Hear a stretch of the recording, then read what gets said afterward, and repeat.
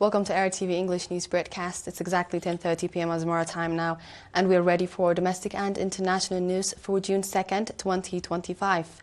Reporting live from our headquarters in Asmara and inviting you to stay with us is Heavenly Horns, your news anchor for this session. Let's first begin with the major headlines. Seminar on the objective situation in the homeland.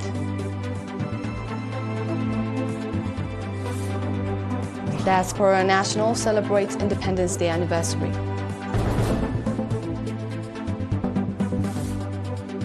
Russia and Ukraine resume peace talks in Istanbul. And the European Union and Philippines to start a dialogue on security and defense. In today's domestic news, Brigadier General Eyob Halibay, commander of the Western Command of the Eritrean Defense Forces, conducted a seminar on the 29th of May for government workers and members of the defense forces in the Aordat subzone. The seminar was organized by the National Union of Eritrean Youth and Students in the Gashbarka region. Brigadier General Eyob gave an extensive briefing on the political and armed struggle of the Eritrean people for independence, the conspiracies and hostilities perpetrated against the Eritrean people, the heavy sacrifice paid and the noble values nurtured throughout the process. Brigadier General Eyob also called on the youth to enhance their awareness, equip themselves with education and skills, and take advantage of the opportunities being provided. The participants, emphasizing the importance of the seminar, called for similar sessions to be organized for the members of the defense forces and the youth.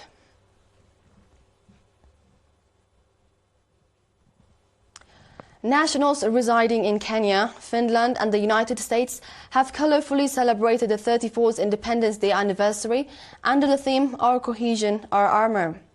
The celebratory event in Nairobi was attended by Eritrean nationals from various Kenyan cities, ambassadors and diplomats, Kenyan government and UN officials, as well as invited guests. Mr. Bayana Rusom, Eritrea's ambassador to Kenya, highlighting the deep meaning of Eritrean independence and the heavy sacrifice paid, expressed appreciation to all who contributed to the colorful event. The Eritrean community in Finland also celebrated the 34th Independence Day anniversary with patriotic zeal in Helsinki on 24th May.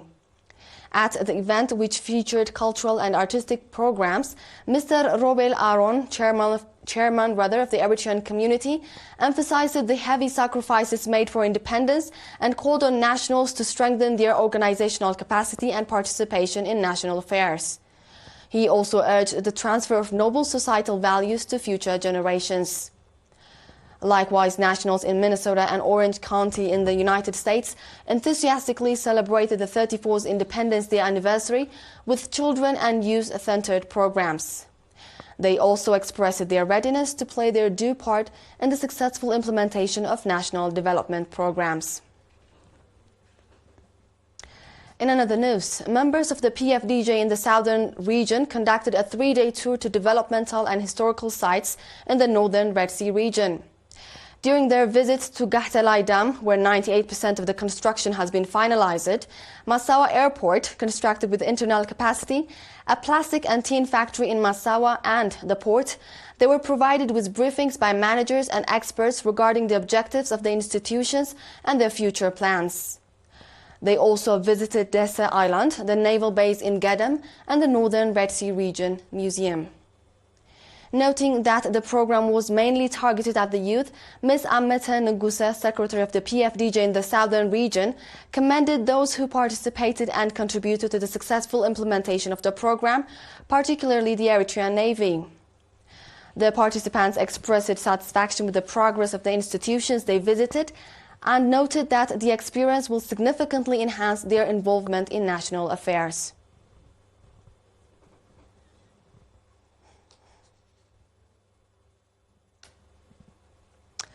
The National Union of Eritrean Youth and Students provided training on social science to over 3,836 junior and high school students, of whom 60% are females. The concluding event of the training was conducted on May 31st at Cinema Roma in Asmara. The training covered topics such as nation and nationalism, youth and national service, the pillars of the national charter, information technology, the meaning of ideology, political concepts and religious philosophy, and the history of the National Union of Eritrean Youth and Students. Mr. Samson Küfle, head of the union branch, said that the branch is working in collaboration with partners to enhance youth awareness and strengthen their organizational capacity. Mr. Saleh Ahmedin, chairman of the union, urged the trainees to transfer the knowledge they gained to their peers and noted that similar training programs will be organized. At the event, awards were presented to outstanding students and exemplary teachers.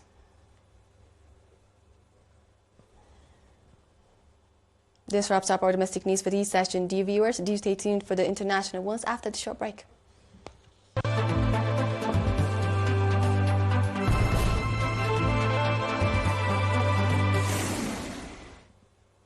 Welcome back.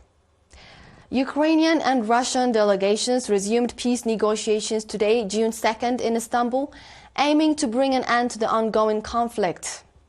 Turkish Foreign Minister Hakan Fidan delivered the opening remarks at the meeting held at the Siragan Palace on the European side of the city.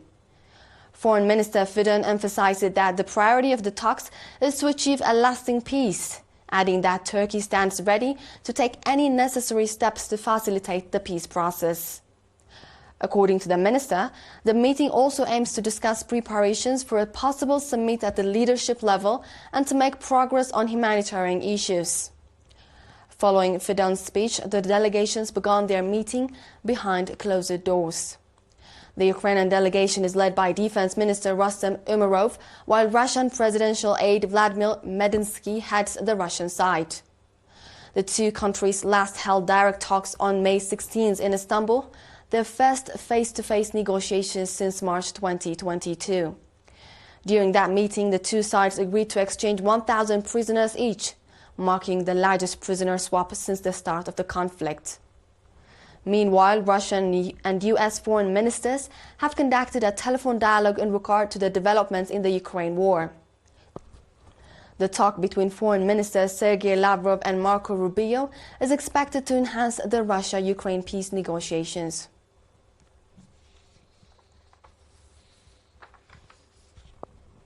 In today's final report, the Philippines and the European Union agreed today, June 2nd, to start a dialogue on security and defense in order to tackle emerging threats like cyber attacks and foreign interference. Philippine Foreign Minister Enrique Manalo made the announcement at joint news conference with EU Foreign Policy Chief Kaja Kallas. Furthermore, the foreign minister stated that through the security and defense dialogue, his country will remain proactive and united in addressing emerging security threats that transcend borders, cyber attacks and foreign interference, and manipulation of information. EU Foreign Policy Chief Kaja Kallas, in his part, said the new dialogue will be a dedicated platform in which the regional bloc and the Philippines can deepen defense cooperation, share expertise on security matters, and explore joint initiatives.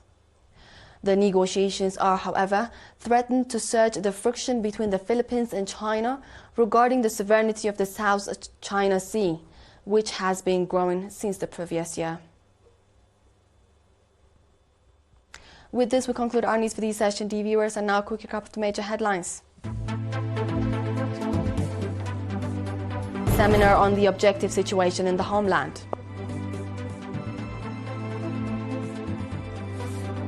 Diaspora National celebrate Independence Day anniversary. Russia and Ukraine resume peace talks in Istanbul.